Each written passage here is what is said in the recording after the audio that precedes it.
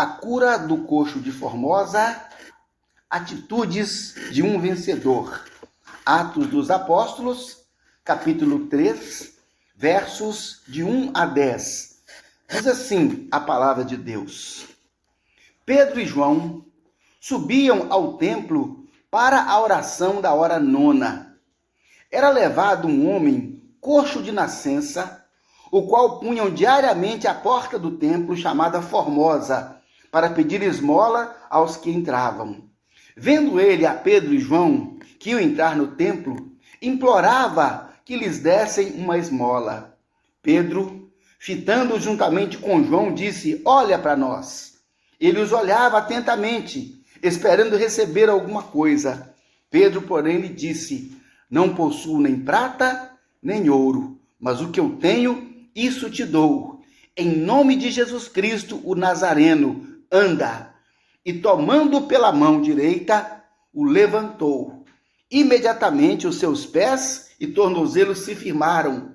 De um salto ele se pôs em pé, passou a andar e entrou com eles no templo, saltando e louvando a Deus. Viu todo o povo a andar e a louvar a Deus. E reconheceram ser ele o mesmo que esmolava, assentado à porta formosa do templo, e se encheram de admiração e assombro, porque isso lhe acontecera. Graças a Deus, louvado seja o Senhor. Ó Deus, ajuda-nos a entender essa palavra. Ó Espírito Santo, fala segundo a necessidade do nosso coração, em nome de Jesus. Amém. Graças a Deus. Esse texto, uma narrativa histórica, nos coloca imediatamente após o Pentecoste. Então, houve o Pentecoste, a cidade estava ainda em alvoroço, e Pedro e João e os demais apóstolos estavam cheios do Espírito Santo, diz a Bíblia. E aí, então, nós começamos a encontrar na atitude deles, de Pedro e João, exemplos de pessoas que têm atitude de vencedor. Veja só, precisamos, a vitória, ela há de vir em nossas vidas, mas nós temos que ter atitudes. E a atitude que nós nos referimos agora, exatamente, é a atitude de ir a Deus. O que aqueles homens fizeram?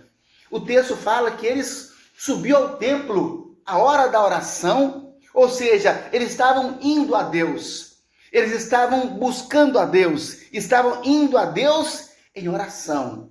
Então, por ter sido um fato subsequente ao Pentecoste, eles estavam de fato cheios do Espírito Santo. E o curioso é que, olha só, que pessoas cheias do Espírito Santo, o que elas querem? Buscar a Deus.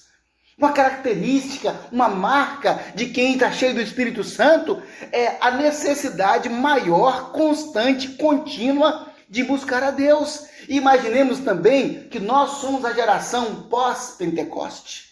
Nós somos a geração, nós somos o povo depois do Pentecoste, ou seja, o Espírito Santo já veio, ele já foi dado a todos nós, e nós que cremos em Jesus, a Bíblia fala que fomos selados com o Espírito Santo, então temos em nós o Espírito Santo, e o resultado de uma atuação marcante do Espírito Santo na vida de alguém é fome e sede de Deus.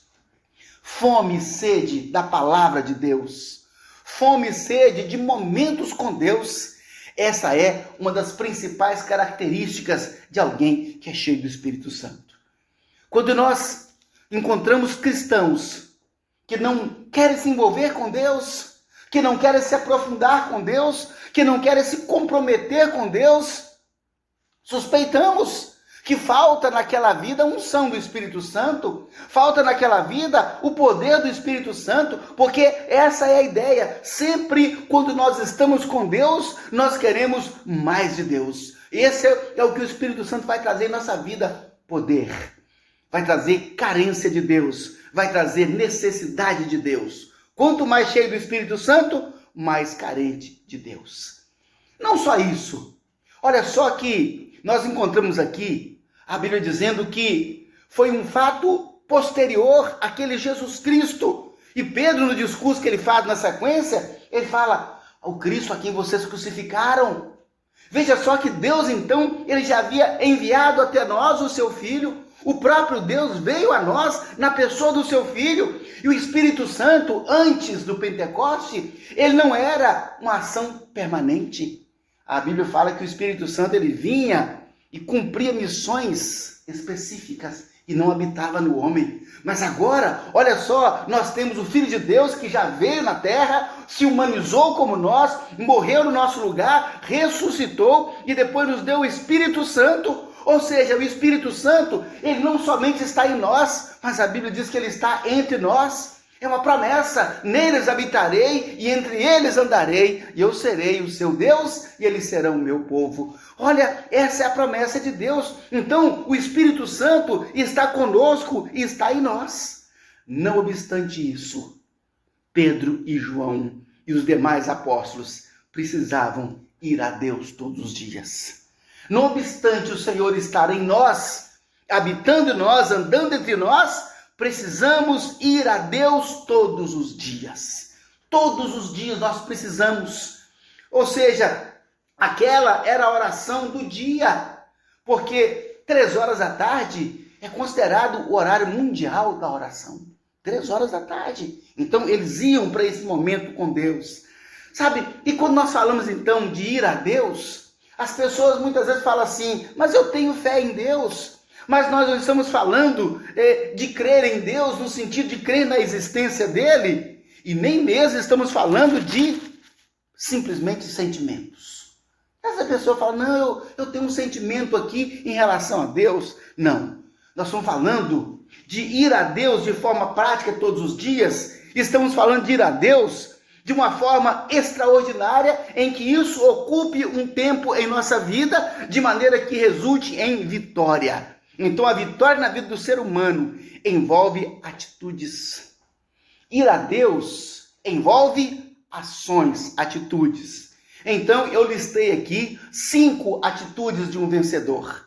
5 atitudes de quem de fato precisa buscar a Deus. Ou seja, atitudes que o ser humano precisa ter: decisão, ação, determinação, organização e disciplina. São 5 atitudes para sermos vencedores.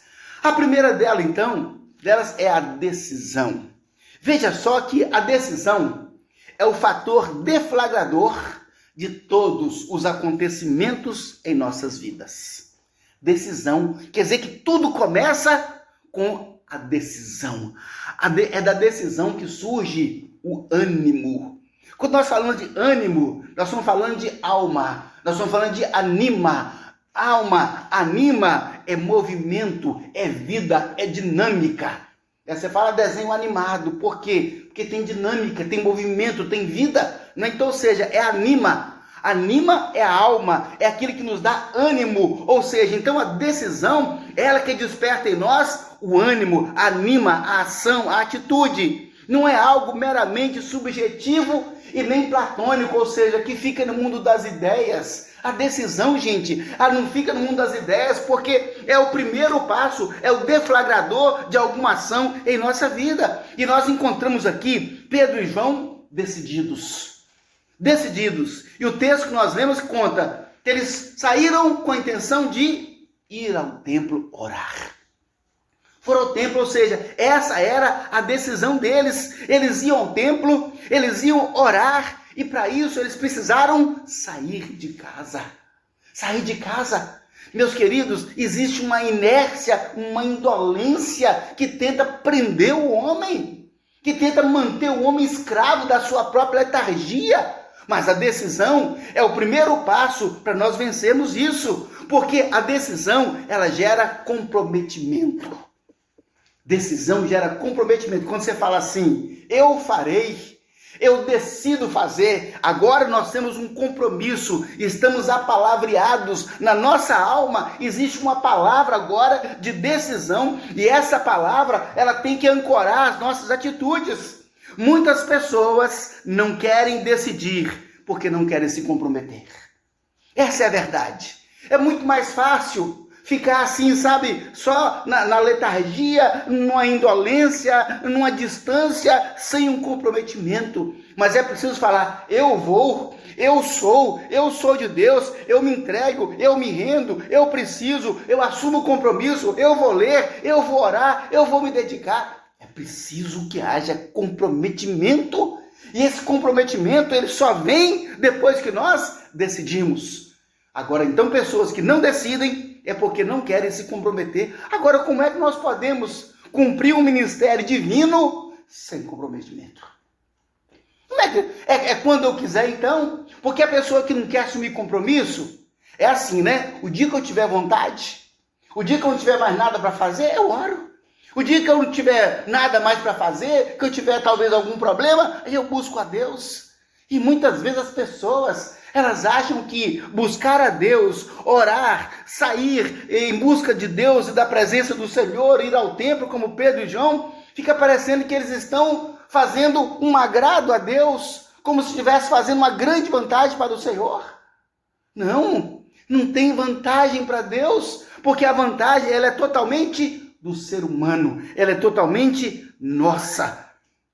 Precisamos nos comprometer com Deus, com a palavra de Deus, com a oração, com o Espírito Santo, com as pessoas que estão perdidas. Precisamos nos comprometer. Não existe vitória sem comprometimento.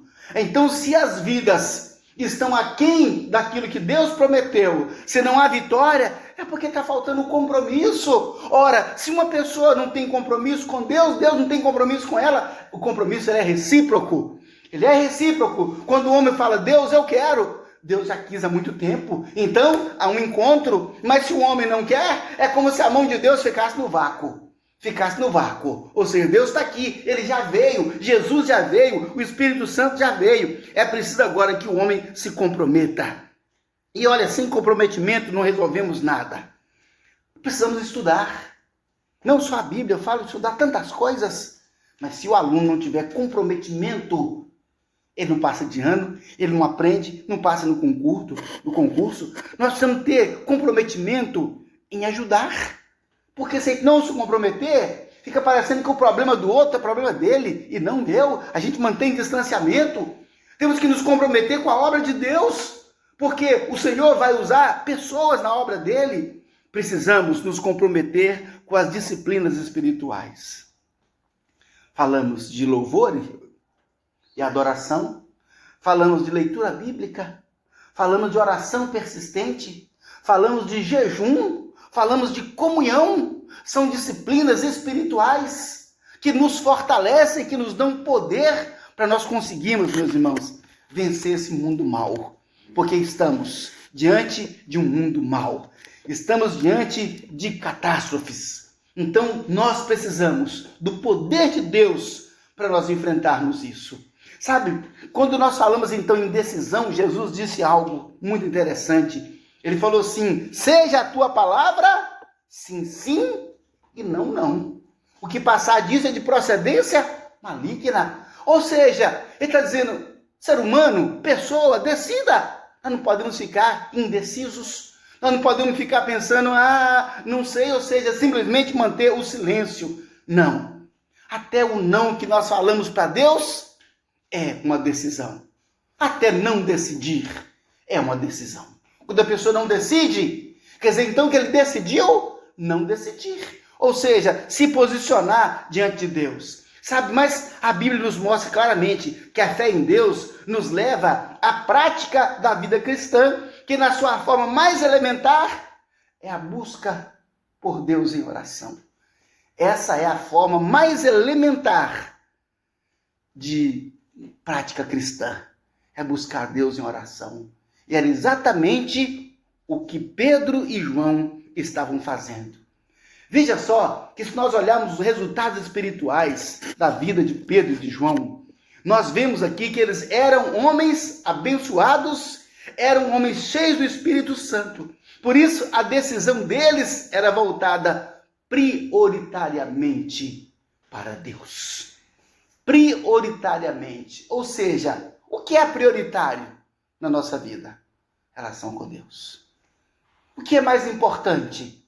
Relacionamento com Deus. O que é que nós precisamos fazer? Relacionamento com Deus. Conversava com uma pessoa essa semana falando sobre Jesus, sobre Deus e Espírito Santo. Ele falou assim, por que Deus ele podia manifestar como fazia antigamente lá no Egito e etc. Falei, você viu que aquele povo, Deus fez 10 pragas. E logo depois dessas 10 pragas, quando eles chegaram diante do Mar Vermelho, eles não acreditaram mais. Eles já queriam apedrejar Moisés, já falaram mal de Deus e queriam voltar para o Egito. Ou seja, não é a manifestação de milagres que gera fé. O que gera fé é relacionamento com Deus. É o pessoal, é cada um, ele com Deus. Cada um no seu individual. É isso, é que vai gerar de fato algo extraordinário. E não Deus abrir o Mar Vermelho e trazer pragas como no Egito. Não, isso não mudou a vida daquele povo. Aquelas pessoas, depois de virem todos os sinais, nenhuma delas entrou no Egito, senão Josué e Caleb. O restante, todos entraram no Egito, não, né? Não entraram em Canaã, né? Obrigado. Ou seja, nenhum deles entrou em Canaã, senão Josué e Caleb. Os outros ficaram no caminho, porque não creram. Quer dizer que não é isso que vai mover a ação de Deus com o homem, mas é o relacionamento pessoal, individual. Isso sim é que transforma, isso sim é que revoluciona a vida das pessoas. Então, a nossa prática cristã, na sua forma mais elementar, é a busca a Deus. É o nosso momento com Deus todos os dias, disciplinadamente, e isso vai fazer diferença em nossas vidas. Por mais que fossem homens abençoados, eles diziam, prioridade, reino de Deus. Prioridade, reino de Deus. Às vezes nós ficamos pensando, né? Pastor, mas como é que em pleno século XXI, com tantas responsabilidades, com tantas ocupações que as pessoas têm hoje em dia, como é que eu vou separar todo dia, meia hora, 1 hora, para eu ter comunhão com Deus, para ler a Bíblia, para orar? Como se isso fosse uma coisa impossível. Aí sabe de que eu lembro, meus irmãos? Eu me lembro do salete, ou do salá, não é? A oração que os muçulmanos fazem 5 vezes por dia. Muçulmanos param tudo 5 vezes por dia. Quando o sol nasce, depois no intervalo entre o sol e o meio-dia, depois no meio-dia, depois entre a tarde e a noite, depois no crepúsculo e depois na noite. São 5 vezes que eles param tudo para fazer as suas orações, para desenvolver comunhão com Deus, com Alá. E nós ficamos pensando, né? O cristão fala assim, que não tem tempo. O cristão que fala, não, nós temos a verdade, nós temos Jesus Cristo, Jesus ressuscitou, nós temos o Espírito Santo, nós somos a habitação de Deus. E a gente fala assim, não tem tempo. Eu não consigo priorizar esse Deus, eu não consigo priorizar um tempo com Deus. Eu não consigo, ou seja, falta então a decisão. Precisamos de decisão para que algo aconteça em nossas vidas. A vida de oração daqueles homens era resultado de uma decisão. Queridos, o nosso relacionamento com Deus, o nosso comprometimento com Deus precisa ser resultado de uma decisão e não de crises, de problemas e de dificuldades. Muitas pessoas se relacionam com Deus, buscam Deus intensamente, motivado por problemas, crises, dificuldades. E aí acontece uma série de outras coisas na vida dele. Ou seja, será que nós vamos ter que ter problema para a gente priorizar Deus? E o que acontece com as pessoas que buscam muito a Deus na hora do problema é que quando o problema passa também a sua busca a Deus. Quando passa a dificuldade, venceu aquela crise, acabou a comunhão com Deus. Ou seja, é como se Deus fosse nada mais do que um pronto-socorro. Sabe, gente, a decisão de buscar a Deus em qualquer situação é um sinal patente e visível de desenvolvimento espiritual. O quanto nós enxergamos alguém com maturidade espiritual? É o tanto que essa pessoa se relaciona com Deus gratuitamente, espontaneamente, sem problemas, sem dificuldades, sem crises, sem dor. Ele simplesmente faz isso por quê? Porque é resultado de uma decisão.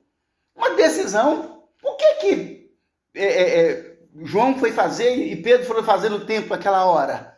Ora, Jesus já tinha ressuscitado, eles já tinham contemplado Jesus quando ele foi assunto ao céu, eles já tinham recebido o Espírito Santo. A Bíblia fala que Pedro fazia coisas extraordinárias.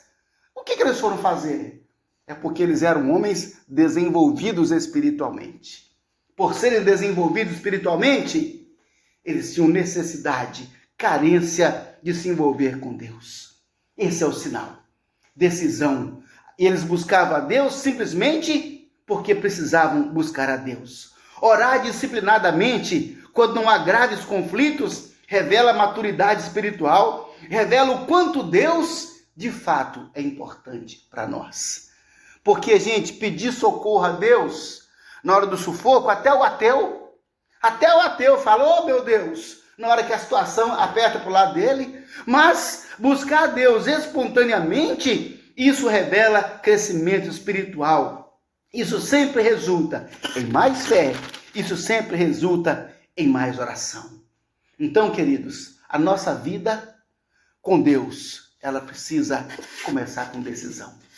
O nosso relacionamento com Deus tem que ser a partir de uma decisão. Por isso que sempre a gente pergunta, alguém quer entregar sua vida a Jesus hoje?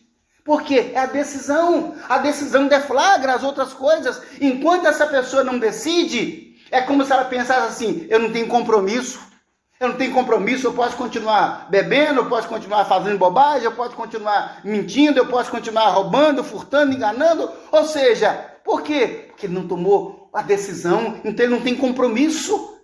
Mas lembrando que Deus só tem compromisso com quem tem compromisso com Ele. Gente, às vezes você pensa assim, como é que Deus permite que aconteça isso com aquela pessoa, com aquela outra pessoa? Eles têm compromisso com Deus? Não. Então, como é que Deus vai ter compromisso com ele? O compromisso é uma reciprocidade. É um casamento. Por isso que a igreja é a noiva e Jesus Cristo é o noivo. É um casamento. Aí sim, nós vamos ter, depois dessa decisão, outras ações. A próxima ação, a segunda ação que nós temos nesse processo, é a atitude. Ou seja, a primeira atitude nossa é decisão, a segunda atitude é ação. A ação é uma atitude necessariamente física. Vamos pensar nisso, tá, gente? É uma atitude necessariamente física. Ou seja, e é uma atitude que pertence a nós. Ela é nossa, ela é da pessoa. Ou seja, cabe à pessoa levantar, cabe à pessoa caminhar, a pessoa sair, chegar, entrar, ir, correr. São atitudes, ela é física e ela depende plenamente de cada um de nós. Pedro e João são exemplos de pessoas que têm atitude e agora nós vemos de pessoas de decisão e agora vemos que além de ser pessoas de decisão, eram homens de ação. E a ação pertence a nós, é o ir e vir, é o se movimentar. Veja só que Pedro e João, eles tiveram atitude de ir ao templo. Todos que estão aqui tiveram atitude. Foi preciso sair de casa, botar o pé na rua e por diversos meios chegamos aqui. Sem atitude não acontece nada, gente. Sem atitude nada acontece. E com certeza, os benefícios, a vitória para aqueles que têm atitude, com certeza se restringe, se limita àqueles que tiveram atitudes. Olha só, ficamos pensando, que necessidade Pedro e João tinham de ir ao templo? Qual era a necessidade deles? A necessidade é que lá havia pessoas. Lá havia pessoas. Essa é a necessidade. Havia pessoas com quem eles teriam comunhão. Ou seja, nós precisamos ir ao templo porque há pessoas com quem temos comunhão, pessoas com quem oramos, pessoas a quem abençoamos, pessoas com quem adoramos a Deus, pessoas com quem nós compartilhamos a verdade de Deus. Daí então a necessidade de irmos ao templo, pessoas que como nós têm sentimentos, pessoas que sofrem, pessoas que choram, que se deprimem, pessoas que têm medo, que precisam de consolo, de conforto, de esperança. Meu Deus, tudo isso nós precisamos. Daí a nossa necessidade de fazer com Pedro e João, de ir ao templo, como nós estamos hoje aqui. Veja só que a igreja, nós aprendemos que a igreja somos nós. A igreja é um povo, mas a igreja também é um lugar onde nós interagimos uns com os outros. Então, nesse contexto, percebemos que nós somos todos iguais. Nós olhamos uns para os outros, igualmente dificuldades, igualmente conflitos, lutas, metas. Meu Deus, cada cabeça aqui carrega consigo, sabe, uma luta, carrega consigo uma meta, um desejo, um alvo, algo que quer alcançar. Quer dizer, então, meu Deus, que nós somos todos iguais e nós precisamos um do outro. Nós precisamos compartilhar uns com os outros, não é? Ou seja, é o nosso calor humano, é o nosso braço estendido, é a nossa mão, é que o outro saber que eu existo, que você existe, que nós temos necessidades. A atitude de ir ao templo é também a expressão de que nós precisamos de Deus. Nós precisamos do amor de Deus, nós precisamos da paz de Deus, precisamos do perdão de Deus, precisamos do perdão uns dos outros. Então, quando nós vamos ao templo, o Espírito Santo interage conosco em todas essas coisas. Por isso, Pedro e João iam ao templo. Eles não foram ali para cumprir um ritual. Ah, tem que ir, né? Tem que ir. Não, não tem que ir, não. Precisamos ir. Eu fico imaginando aquela ida deles, aquela subida triunfal naquela escadaria até a porta formosa do templo. Eu falei triunfal, sabe por quê? Porque caminhar para o templo, caminhar naquele lugar que ele é apropriado, separado para a manifestação do poder de Deus, do ensino de Deus, é algo triunfante para o ser humano. É como se nós disséssemos, embora Deus habita em nós, disseram, eu estou indo para o encontro com Deus. Eu estou indo encontrar com Deus e Deus está vindo ao meu encontro. Deus está vindo ao meu encontro. Ou seja, então nós vamos. Imagine só que se nós não vamos, então Deus não vem. Precisamos ir ao encontro de Deus. Pedro e João, em sua atitude, buscaram edificação. E o interessante é que eles foram edificados ainda mais, e eles edificaram muitas vidas. A Bíblia conta que no Pentecoste foram 3.000 almas batizadas.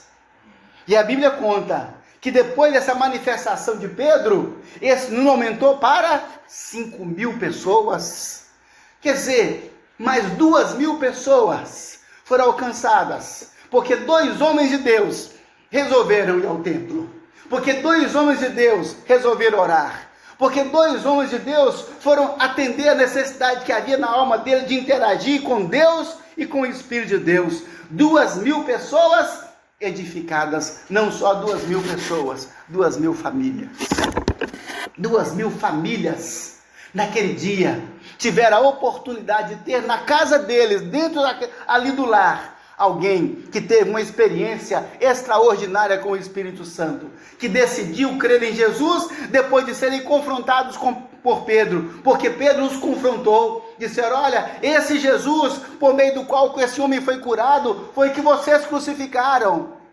Mas ele disse, mas isso passou, ele agora chama o arrependimento, ele agora chama a salvação, e houve um mover na cidade naquele dia, porque 2 homens tomaram a atitude, tomaram a decisão de orar, ou seja, eu preciso ter um encontro com Deus.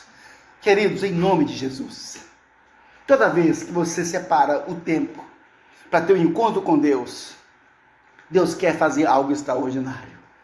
E muitas vezes nós não vemos as coisas acontecerem.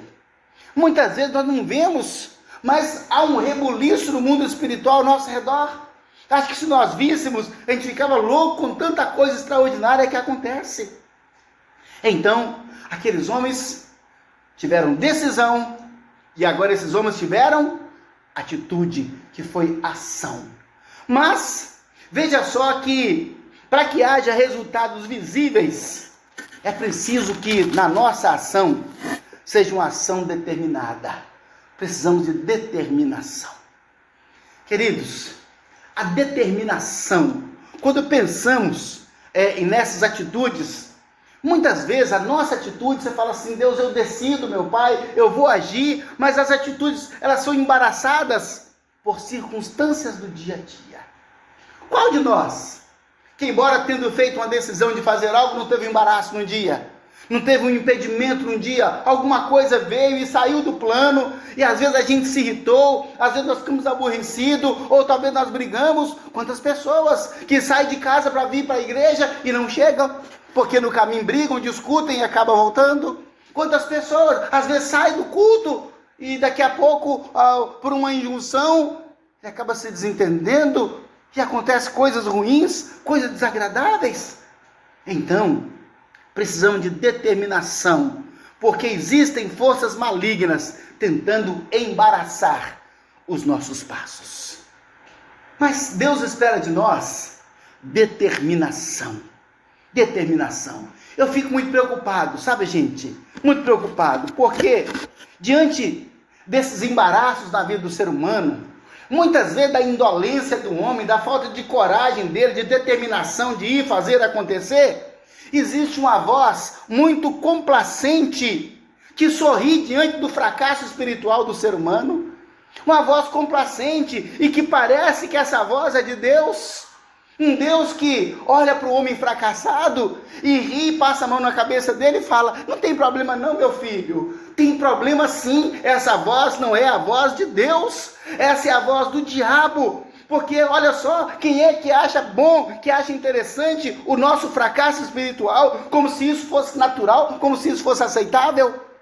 O nosso fracasso espiritual não é aceitável, não é algo natural, e Deus não acha graça disso, e Deus não sorri disso e passa a mão na nossa cabeça e fala, não tem problema não, meu filho. Tem problema sim, porque Deus não é paternalista e Ele não é complacente com as nossas atitudes fracassadas. Não é. Em vez disso, a voz de Deus, ela vem nos dizendo, seja forte. É isso que nós encontramos na voz de Deus, seja forte. A Bíblia fala, seja corajoso. É assim que Deus fala, esforça-te. É assim que Deus fala, não somos dos que retrocedem para a perdição, então não retroceda. Deus fala, ide por todo mundo. Deus fala, ame com sacrifício próprio. Deus fala, ore em todo tempo. Ele fala, vigiai e orai. Ele fala, persevere até o fim. Olha só que essa é a tônica de Deus. E não aquela tônica de achar bonitinho o fracasso humano, não. Absolutamente Deus não acha graça nisso. Não acha graça nisso? O ser humano paternalista é que fala, não tem problema não, pô, porque ninguém é santo mesmo, e vem com essas histórias. Deus não fala isso, porque Deus não é complacente. Nós temos que ser determinados e ir adiante. Isso é determinação. Deus não acha graça a nossa falta de determinação. Deus não acha graça nisso. Nós precisamos ser determinados. Nós temos a decisão, agora temos ação, e agora nós temos que ter determinação, para que nós possamos terminar aquilo que nós começamos, para que aquilo que nos propusemos, possamos ir adiante com isso. Então vejam só, que Pedro e João, eles estavam determinados. Nós vamos ao templo, nós vamos ali para orar com exclusividade. Vamos para orar, era exclusivo. Aquilo ali era exclusivo. Então imagine só que eles pararam o dia deles, eles pararam as atividades, cessaram aquilo que estavam fazendo, para quê? Para buscar Deus, simplesmente para buscar Deus. Aí volta a lembrar dos muçulmanos, que 5 vezes durante o dia param as suas atividades, para dizer, e olha aqui, para eles é como se fosse um dever, uma obrigação, e para nós é um privilégio. É um prazer, ou deveria ser um prazer, um privilégio, poder parar o nosso dia, parar a atividade e voltar-se para Deus e buscar ao Senhor. Buscar a Deus com exclusividade, buscar a Deus no culto, buscar a Deus na oração, na adoração, no jejum. Tudo isso nós conseguimos manter com determinação. Sem determinação não existe a vitória nas disciplinas espirituais. Então, precisamos do culto. O domingo sempre foi conhecido como o dia do Senhor. Embora todos os dias sejam do Senhor, mas é um dia que diz assim, olha, esse é o dia em que nós nos reunimos, em que nós juntos vamos a um lugar para cultuar a Deus. Meu Deus, mas como que as coisas começam a mudar na vida do homem, na vida do ser humano? E acaba que o dia do culto vira o dia do culto se não tiver nada para fazer. Dia do culto se eu estiver feliz, se eu estiver alegre, se eu estiver satisfeito. Porque, meu Deus, é o problema da determinação na vida do homem. As disciplinas espirituais são mantidas apenas com determinação. Veja só que a determinação é um poder que nos dá vitória sobre os nossos limites. Na determinação, eu falo assim para o meu limite: ô limite, você não manda em mim. Com determinação, eu estou dizendo, olha, ninguém me para, ninguém me detém, porque se eu tenho um propósito diante de Deus, e Deus tem esse propósito diante de mim, nada vai nos parar, nada vai impedir a nossa progressão, nada vai impedir que as nossas atitudes que decidimos lá não sejam cumpridas, porque na determinação, Deus é nosso parceiro, nosso aliado, Deus nos arrasta, Deus nos carrega, Deus nos leva com Ele, e nós podemos ir adiante, alcançar essa vitória. Eu fico pensando em Jesus na Via Crucis, Jesus em sua Via Crucis, e olha que eu saltei aquela parte em que ele foi preso, em que ele foi açoitado, em que colocaram coroa de espinho na cabeça dele, em que bateram com uma cana na cabeça dele, em que deram uns socos nele, em que arrancaram a barba dele, e depois ele é levado perante Pilatos, e Pilatos, na tentativa de salvá-lo, manda açoitá-lo, e eles o açoitam com requinte de crueldade,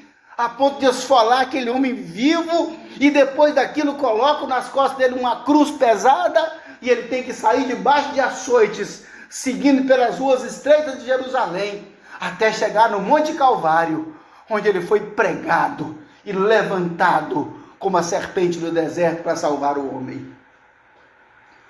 Eu fiquei pensando, humanamente falando, tem que ter muita determinação para cumprir isso, para cumprir essa via crucis. Fico pensando que Jesus, cada vez que ele caiu debaixo da cruz, que ele podia pensar assim, eu vou ficar aqui mesmo. Já eu caí, eu fico aqui mesmo, que eu não aguento mais. Mas não podia. Ele tinha que cumprir a palavra, ele tinha que chegar à cruz. Então Jesus tinha que se levantar, e veio Simão Cirineu e o ajudou, e ele conseguiu chegar, ele conseguiu cumprir a missão, ele conseguiu levar a cruz. Eu fico pensando que cada vez que ele caía, eu vou ficar por aqui mesmo. Ele olhava as pessoas ao redor e dizia, se eu não levantar, essas pessoas estão perdidas. Se eu não levantar, o diabo venceu. Se eu não levantar, não há esperança para a humanidade. Se eu não levantar, tudo que fizemos aqui agora está perdido e o diabo venceu. Eu tenho que me levantar. Eu tenho que levantar. E Jesus levantou. Caiu, mas levantou. Caiu, mas levantou. Determinação. É a determinação que nos levanta. Sabe, você olha na frente e diz, olha, aquela é a minha meta. Nós encontramos Paulo. A Bíblia diz que Paulo, quando ele chegou na cidade de Listra, ele curou um coxo de nascença, mas deu tanto problema que ele acabou sendo apedrejado. A Bíblia diz que ele foi apedrejado, levaram ele para fora da cidade. Imagina só o ritual. Aquele tumulto em cima de Paulo, um puxa para cá, um puxa para lá. Arrastaram Paulo para fora da cidade e lá o apedrejaram, até que ele estivesse morto. É assim que diz a Bíblia, que o consideraram morto. E depois que o consideraram morto, eles voltaram para a cidade. E a Bíblia diz então que ele se levantou. E o que ele fez? Saiu correndo para o outro lado? Não, a Bíblia diz que ele voltou para a cidade. Depois de ser apedrejado a ponto de ser considerado morto, voltou para a cidade. E a Bíblia fala que no dia seguinte saíram pela manhã e foram pregar o evangelho na cidade de Derbe.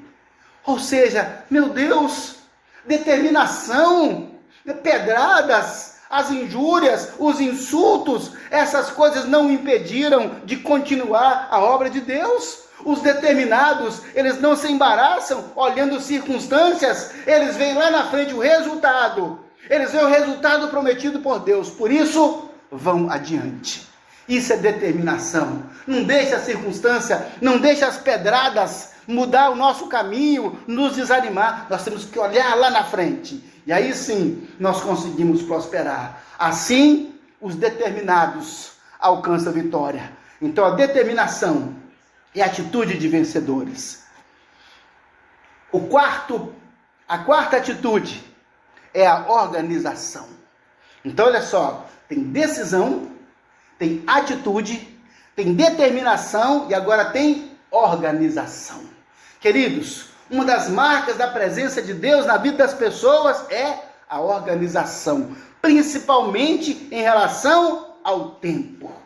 Principalmente. E é curioso, então, que como eu disse, eles foram orar, a Bíblia diz que era a hora nona. O horário dos judeus era contado a partir de 6 horas da manhã. 6 horas da manhã era a hora primeira, 7 horas a hora segunda, de maneira que quando desse 15 horas, não é? Era 3 horas da tarde. Ou seja, né, a hora nona era 15 horas, 3 horas da tarde, como eu disse, o horário mundial da oração. Então, Pedro e João, eles eram organizados, tão organizados que eles tinham um tempo determinado. Planejaram o dia. 3 horas é a hora da oração, ou seja, é hora de parar. Eles planejaram isso, eles organizaram o dia deles para que naquele momento ele pudesse ir ao templo para orar. Ou seja, eles planejaram interromper suas atividades e buscar a Deus em oração. Não foi assim: ô Pedro, ô João, tem uma coisa para fazer? Não, então vamos orar? Não foi isso. Não foi isso. Pedro e João tinham muito o que fazer. Muito o que fazer. E no meio de tanta coisa para fazer, que eles escolheram, o que eles organizaram, o que eles planejaram, nós vamos orar, porque essa é a hora da oração. Qual que é a sua hora da oração? Qual é a sua hora da oração? Eles tinham a hora da oração. E qual é a nossa hora da oração? Os muçulmanos têm a hora da oração, 5 vezes por dia. Qual é a nossa hora da oração? Qual é a sua hora da oração? Qual é o seu momento que você diz: esse momento é o horário que eu marquei com Deus, esse momento é o momento que eu separo tudo para eu falar com meu Deus? Isso é organização. A nossa vida espiritual, ela tem que ser organizada, e Deus se alegra da organização quando nós separamos da nossa agenda, no nosso dia, dizendo: olha, esse momento aqui é o momento que eu paro, esse momento aqui é o momento que eu não atendo ninguém, esse momento aqui é o momento que eu separei para eu falar com Deus. E esse tempo, ainda que ele me onere em outras circunstâncias, não importa, esse tempo eu separei, eu tirei esse tempo da minha agenda para eu conversar com Deus, para eu falar com Deus, para me dedicar ao Senhor. Então, eles programaram gastar um tempo determinado com Deus. Eles programaram isso. Isso é organização. A vida organizada, a vida gerida em uma agenda. Queridos, quando Deus olha isso, olha para nós e fala: olha, ele separou um tempo. Queridos, imagina a manifestação de Deus a nosso favor. Ao vir que na nossa organização, nós separamos o tempo dele. Nós separamos o tempo para ele, para falar com o Senhor. Quando Tiago, Pedro e João dormiram durante a oração, gente, Jesus falou assim, estava na hora de Jesus ser preso, gente, para ser torturado. Jesus falou: olha, eu vou ali orar, vocês ficam aqui, orem e vigiem. Aí Jesus foi lá, orou 1 hora, quando volta, eles estão dormindo. Então, quando eles dormiram durante a oração, veja só que Jesus não foi complacente com a indolência deles. Não foi.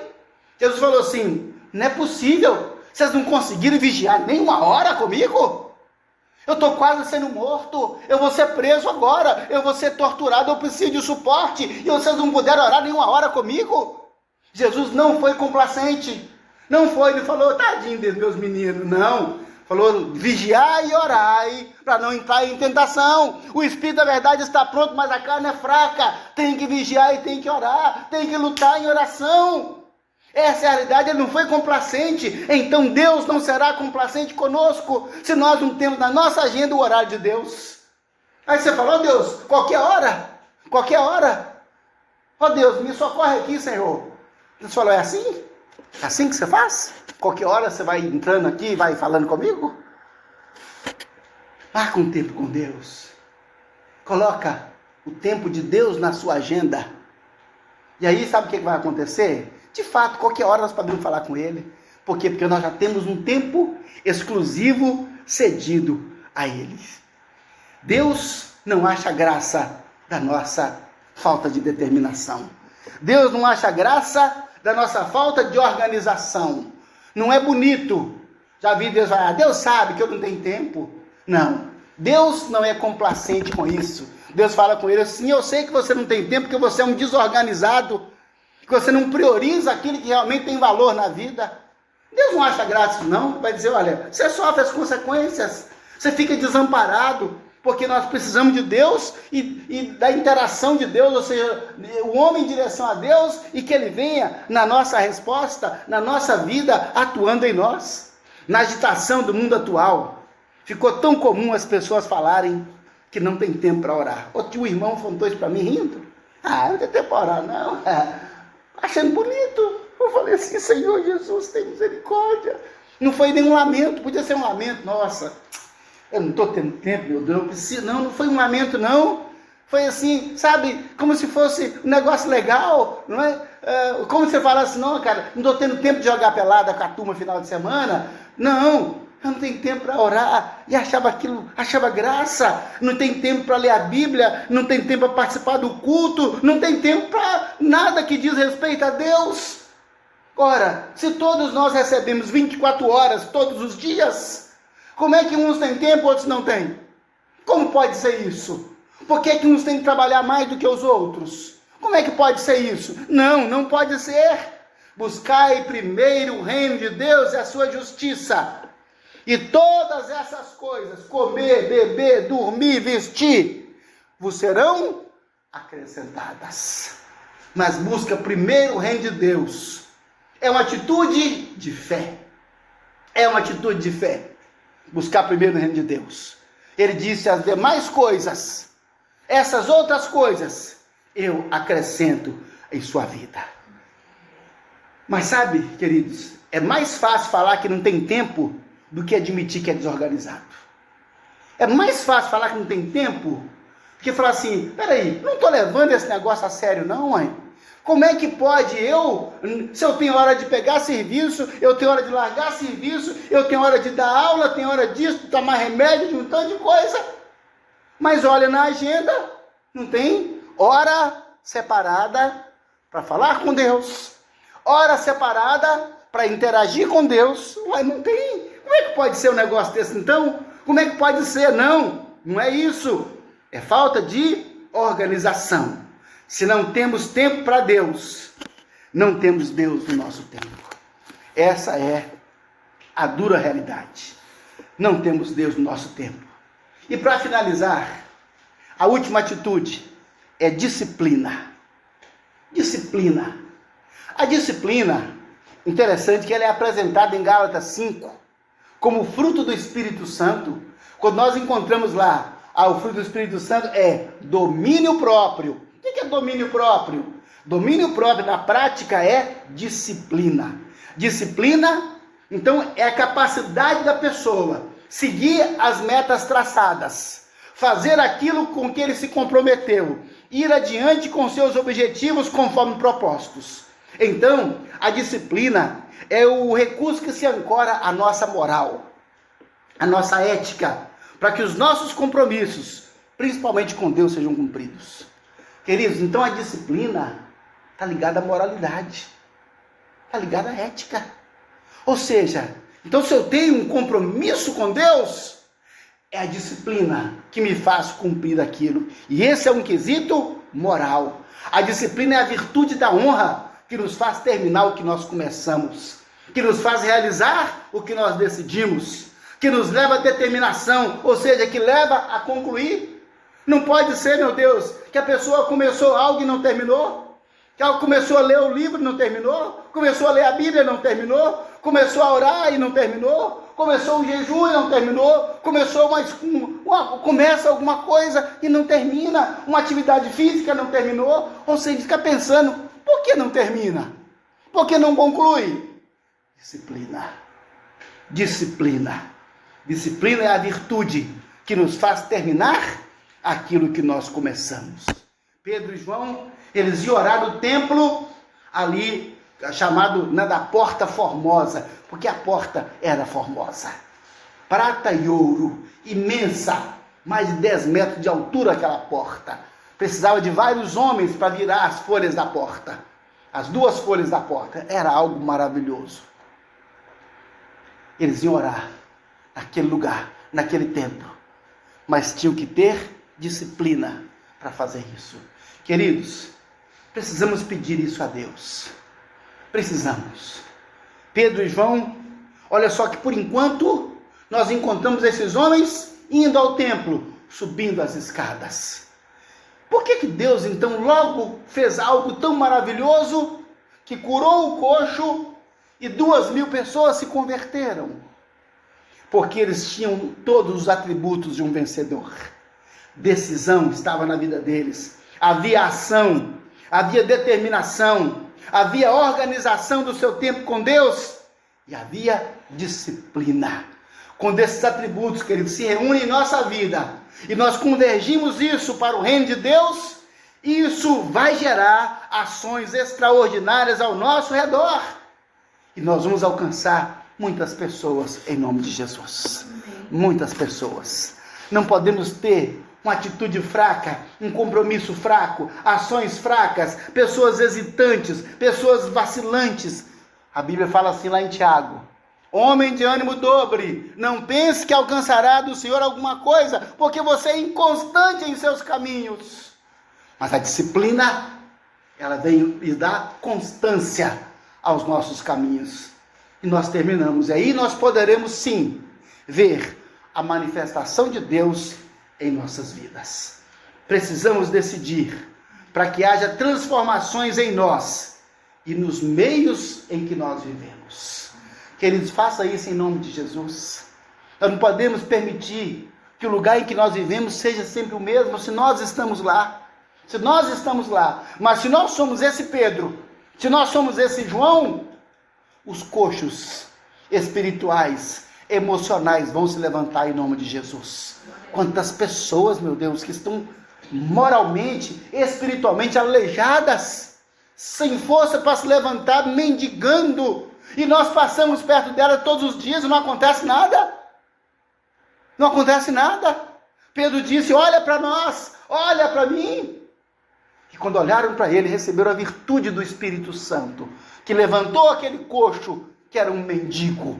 Era um coxo e era um mendigo. E a Bíblia diz que ele se levantou e saiu saltando, louvando e glorificando a Deus, e entrou com eles no templo. É isso. Se nós vamos para o templo, nós levamos pessoas para o templo.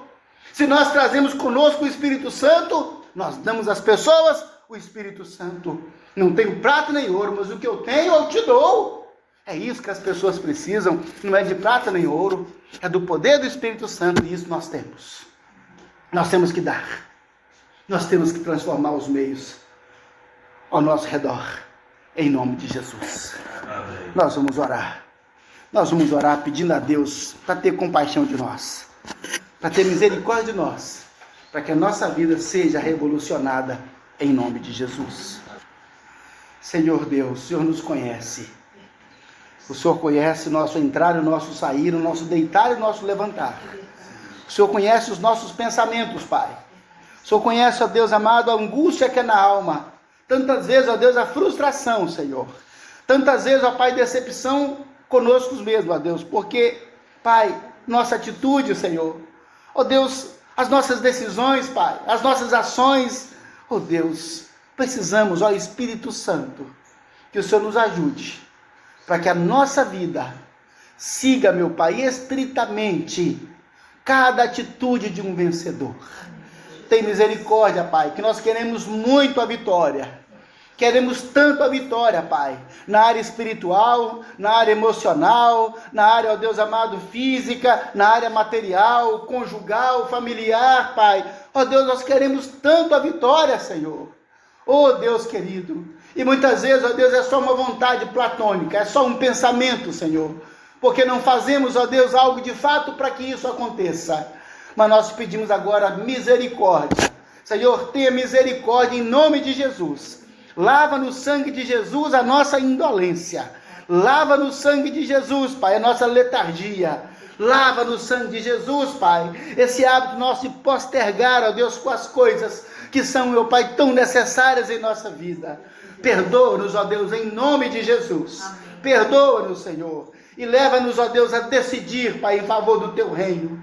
Leva-nos, ó Deus, a agir, em primeiro lugar, em favor do Teu reino. Ajuda-nos, ó Deus, a ter determinação, Pai, naquilo que nos propusemos a fazer. Ajuda-nos, ó Deus, a organizar o nosso tempo, Pai, de tal maneira que o Senhor tenha prioridade na nossa agenda e um espaço, ó Deus, só para o Senhor. Ó Deus, e coroa-nos, ó Deus, com a disciplina, Pai, com a disciplina, para que, ó Deus, possamos terminar o que nos propusemos a fazer para a glória do nome do Senhor. Deus, tantos coxos, ó Pai, ao nosso redor, no nosso dia a dia. Tantos coxos, ó Deus.